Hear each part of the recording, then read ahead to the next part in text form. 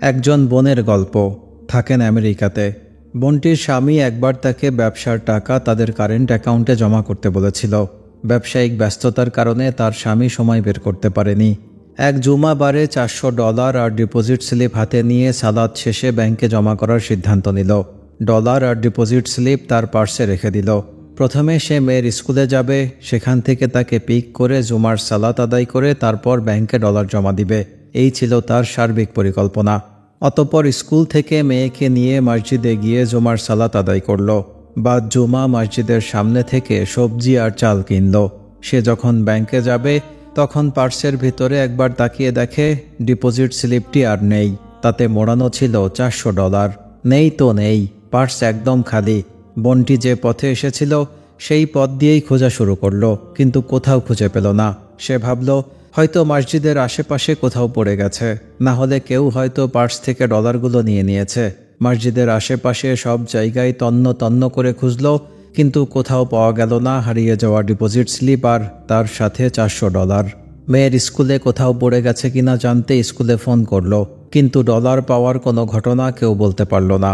ব্যাপারটা যখন তার স্বামী জানতে পারল তখন সে ভারী চিন্তায় পড়ে গেল। এতগুলি ডলার একসাথে হারিয়ে যাওয়ার বোঝা বহন করা তাদের জন্য কষ্টসাধ্য ছিল।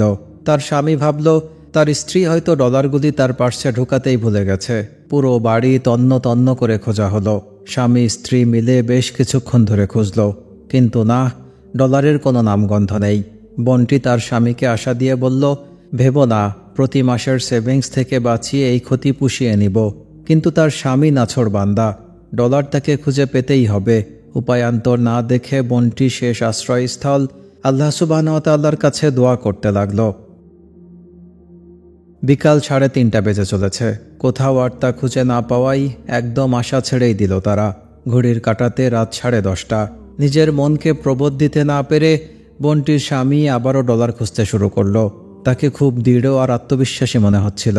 দেখে মনে হচ্ছিল এবার সে তা খুঁজে পাবেই। ফ্ল্যাশ লাইট জ্বালিয়ে বাড়ির বাইরের মূল রাস্তা দিয়ে খুঁজতে লাগল। এদিকে বোনটি অনবরত দোয়া চালিয়েই যাচ্ছিল। মহান আল্লাহর কাছে বোনটি ফরিয়াদ জানালো যেন তিনি হারানো ডলারগুলো ফিরিয়ে দেন, এই বিপদ থেকে যেন উদ্ধার করেন। বাড়ির সামনের সব জায়গাগুলো ভালো করে খুঁজেও হারানো অর্থ আর ডিপোজিট স্লিপটি খুঁজে পাওয়া গেল না। প্রবল বিশ্বাস নিয়ে তার স্বামী বলল, আমার কাছে মনে হচ্ছে কিছু একটা আমাকে দিক নির্দেশনা দিচ্ছে। আমার মন বলছে এখনই হয়তো হারানো জিনিসটি পেয়ে যাব। এবার বোনটির স্বামী তাকে জিজ্ঞেস করল শেষ কখন সেগুলি দেখেছে সে। যখন চাল আর সবজি কিনছিল তখন কি পার্সে সেগুলি ছিল? অনেক চেষ্টা করেও বোনটি তা মনে করতে পারছিল না। তার স্বামী আবারও জিজ্ঞেস করল, পার্সের জিপার কি খোলা ছিল নাকি বন্ধ ছিল? বোনটি উত্তর দিল, না, খোলা ছিল না। চাল সবজি কেনার আগ পর্যন্ত পার্সের মুখ বন্ধই ছিল। আমি দাম দেওয়ার জন্যই শুধুমাত্র জিপার খুলেছিলাম। বোনটি আবারও দোয়ায় মনোনিবেশ করল। সে দোয়া করছে তো করছেই। হঠাৎ তার মনে পড়ে গেল গাড়ির চাবি রাখার জন্য মেয়ের স্কুলে একবার সে তার পার্সের জিপার খুলেছিল। এই কথা তার স্বামীকে বলা মাত্রই তার স্বামী এই গভীর রাতেই স্কুলে গিয়ে হারানো ডলারগুলো খুঁজে বের করার সিদ্ধান্ত নিল। প্রথমে বোনটি না করছিল এই ভেবে যে যদি সেখানে হারিয়েও থাকে এতক্ষণে সেই ব্যস্ত রাস্তায় কেউ না কেউ তা নিয়ে গেছে। অগত্যা স্বামীর চাপাচাপিতে দুজনে মিলে রওনা হলো। স্কুলে গিয়ে ঠিক যে জায়গায় সে গাড়ি পার্ক করে রেখেছিল সেই জায়গাটি তার স্বামীকে দেখালো।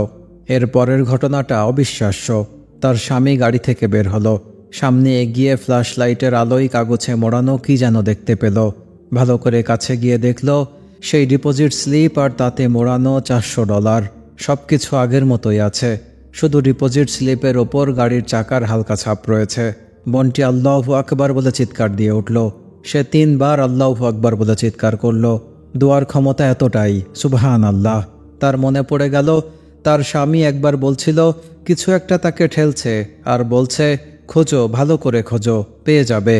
এত রাতে মেয়ের স্কুলে আসা, সকালে হারানো সেই ডলারগুলো এত গভীর রাতে ফিরে পাওয়া এমনি এমনি হয়নি, হয়েছে মহান রবের কাছে দোয়ার বদৌলতে। অতঃপর বাসায় ফিরে গিয়ে তারা দুজনে মিলে সিজদায় পড়ে গেল মহান আল্লাহ তাআলার কৃতজ্ঞতায়। সুবহান আল্লাহ।